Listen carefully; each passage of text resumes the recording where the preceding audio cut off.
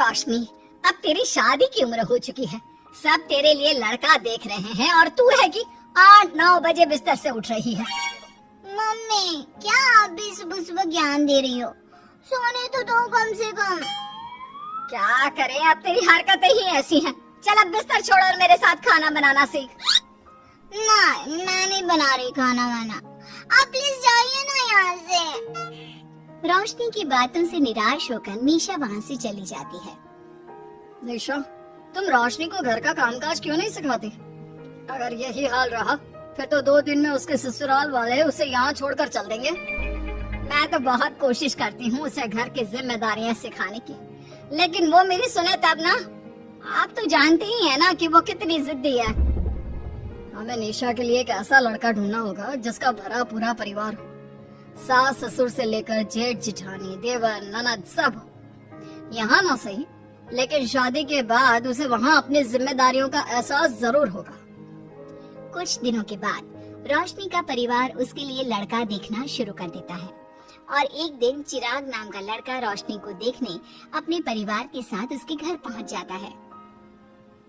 देखिए भाई साहब, मैं पहले ही आपको बता देती हूँ, हमारा परिवार बहुत बड़ा है, इसलिए अगर आपकी लड़की हमारे घर की जिम्मेदारियाँ बिना नान नुकुर के उठा सकती है, तभी हम ये रिश्ता पक्का करेंगे। अरे ये भी कोई बोलने वाली बात है बहन जी। हमारी रोशनी आपके पूरे परिवार को बैठे बैठे खिला सकती है, इतनी जिम्मेदार है मेरी बेटी। अगर ऐसी बात है फिर तो हमें इस रिश्ते से कोई आपत्ति नहीं है। तो फिर चट मंगनी पट ब्याह के बारे में क्या ख्याल है? हाँ हाँ बिल्कुल, शादी में देर किस बात की, 3 हफ्ते बाद ही शादी का शुभ योग है। अगर आपको कोई दिक्कत ना हो तो हम इनकी शादी भी 3 हफ्ते बाद ही करा देते हैं। अरे हमें इसमें कोई परेशानी नहीं है। इस तरह दोनों परिवारों में शादी की तैयारियां शुरू हो जाती है और कुछ ही दिनों बाद रोशनी की शादी चिराग से करा दी जाती है। शादी के बाद, बहू इनसे मिलो, ये है तुम्हारी दादी सास, ये बड़ी सास और बड़े ससुर, ये तुम्हारे जेठ, ये जेठानी, ये दोनों तुम्हारे देवर और ये इस परिवार की सबसे छोटी बेटी सिमरन, यानी कि तुम्हारी ननद है। परिवार में इतने सारे लोगों को देखकर रोशनी का सर चकरा जाता है। वो अपना सर पकड़ लेती है और मन ही मन सोचने लगती है, हे भगवान, ये किस जन्म का बदला लिया है आपने मुझसे? मैंने क्या बिगाड़ा था आपका जो आपने मुझे ऐसा परिवार दिया? बेटा, किस सोच में पड़ गई तुम? और कितने लोग हैं आपके परिवार में? बस हम इतने ही लोग हैं बेटा, ज्यादा लंबा परिवार नहीं है हमारा। अब इससे लंबा और कितना बड़ा परिवार होगा आपका? ये ससुराल कम चिड़ियाघर ज्यादा लग रहा है। कुछ कहा क्या तुमने बेटा? नहीं मम्मी जी, वो मैं बहुत थक गई हूँ, तो क्या अब मैं सोने जा सकती हूँ? हाँ हाँ क्यों नहीं बहू। चिराग, बहू को अंदर कमरे में लेकर जा। जी माँ। चिराग रोशनी को अंदर कमरे में लेकर जाता है। चिराग, मुझे यहाँ नहीं रहना, मुझे अलग रहना है। ये तुम क्या बोल रही हो रोशनी? अभी तो आई हो तुम और अभी अलग होने की बात कर रही हो। परिवार वालों को पता चलेगा तो कितने दुखी होंगे वो लोग। मुझे नहीं मतलब किसी से, और इसे तुम परिवार कहते हो? ये परिवार कम कोई गली मोहल्ला ज्यादा लग रहा है। रोशनी, अभी तुम नई हो इस परिवार में, इसलिए शायद तुम्हें ऐसा लग रहा है। कुछ दिन में आदत हो जाएगी तुम्हें। चिराग की बात सुनकर रोशनी अपना सर पकड़ लेती है। आपको समझाना तो दीवार में सर पटकना है। मैं सो रही हूँ, लाइट ऑफ मत करना, मुझे अंधेरे में नींद नहीं आती। इतना बोलकर रोशनी बिस्तर पर लेट जाती है। रोशनी को देखकर चिराग का मुंह खुला का खुला रह जाता है। वो भी पैर पटकते हुए बिस्तर के दूसरे कोने में अपना मुंह मोड़कर सो जाता है। अगले दिन, देवरानी जी, आप उठ भी जाइए, सुबह के 6 बज चुके हैं। सोने दो ना मम्मी, क्यों परेशान कर रही हो? देवरानी जी, मैं आपकी मम्मी नहीं जेठानी हूँ। सुबह सुबह क्या मजाक है मम्मी? इतना कहकर रोशनी अपनी आंखें मसलते हुए उठती है और अपनी जेठानी को देखकर चौंक जाती है। दीदी, आप यहाँ? पिछले 1 घंटे से तुम्हें उठा रही हूँ, लेकिन तुम हो कि अब उठ रही हो? लेकिन अभी तो सिर्फ 6 बज रहे हैं, आपने मुझे उठाया क्यों? वो इसलिए क्योंकि आज तुम्हारे इस घर में पहली रसोई है, तो खाना आज तुम्हें ही बनाना होगा ना। क्या? मुझे पूरे मोहल्ले के लिए खाना बनाना पड़ेगा? नहीं रोशनी, तुम्हें पूरे मोहल्ले के लिए नहीं, सिर्फ परिवार के लोगों के लिए ही खाना बनाना है। आपका परिवार किसी मोहल्ले से कम है क्या? कुछ कहा क्या तुमने? हाँ नहीं दीदी, आप चलिए, मैं अभी फ्रेश होकर आती हूँ। आरती वहाँ से चली जाती है, जिसकी थोड़ी देर बाद रोशनी भी रसोई में जाकर मजबूरी में सबके लिए खाना बनाने लगती है। पूरे 2 घंटे मेहनत करने के बाद उसका खाना बनकर तैयार होता है। वाह बहू, खाना तो बड़ा स्वाद बना है। सच में बहू, तुमने भले ही बहुत देर लगाई खाना बनाने में, लेकिन खाना बहुत स्वादिष्ट बना है। आपके हाथों में तो जादू है देवरानी जी। मैं तो कहती हूँ अब से रोज आप ही खाना बनाया कीजिए, क्यों मम्मी जी? हाँ हाँ बेटा, बिल्कुल ठीक कहा तुमने। रोशनी, आज से रोज तुम ही खाना बनाना। ये सुनकर रोशनी चौंक जाती है।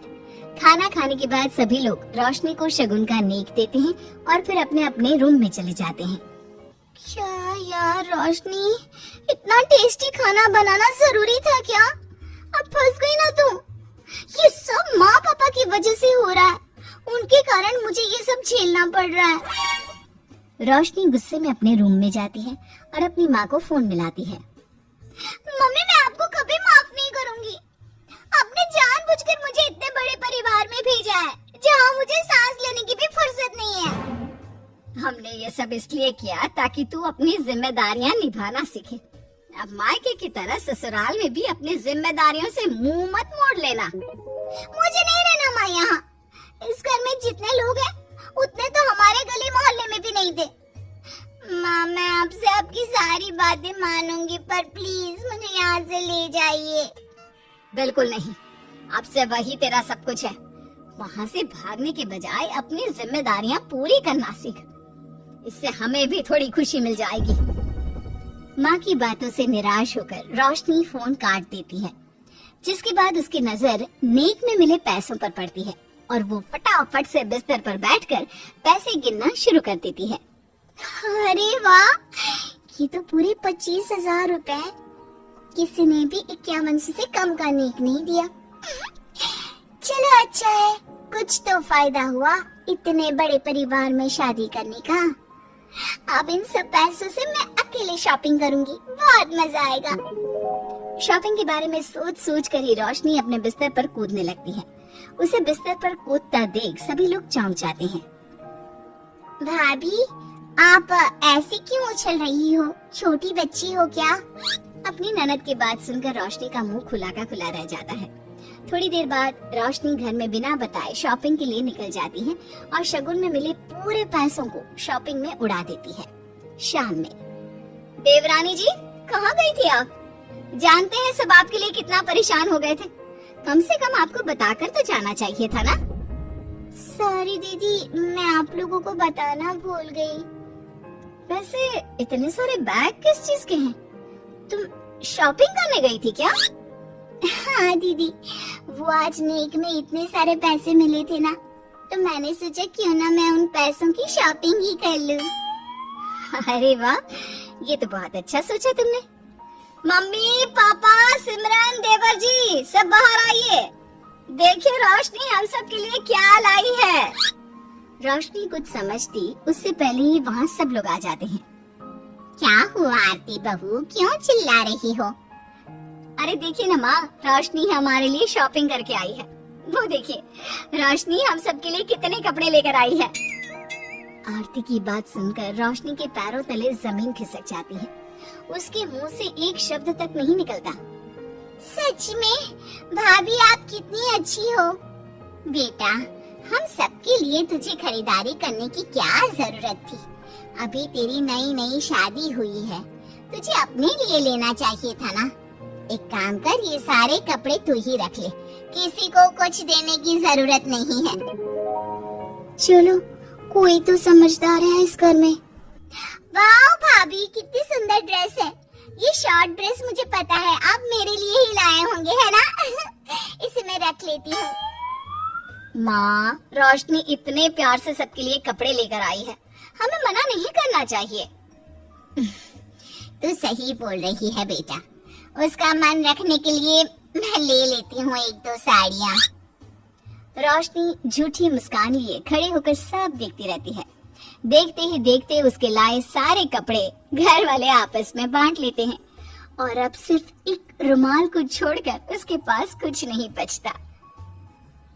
अब ये रुमाल भी क्यों छोड़ा, इसे भी ले ही लेते। इतने में ही सिमरन रोशनी को आवाज देती है। भाभी, वो गलती से रुमाल रह गया है, क्या वो मुझे मिल सकता है? रोशनी वो रुमाल भी सिमरन को दे देती है। इतनी मेहनत से मैंने ये सब कुछ लिया था, लेकिन इन लोगों से मेरी खुशी बर्दाश्त नहीं हुई, कुछ भी नहीं छोड़ा। थोड़ी देर बाद रोशनी का पति भी वहां आ जाता है। मैंने सुना है आज तुमने सभी के लिए खरीदारी की है, तुम मेरे लिए कुछ लेकर नहीं आई?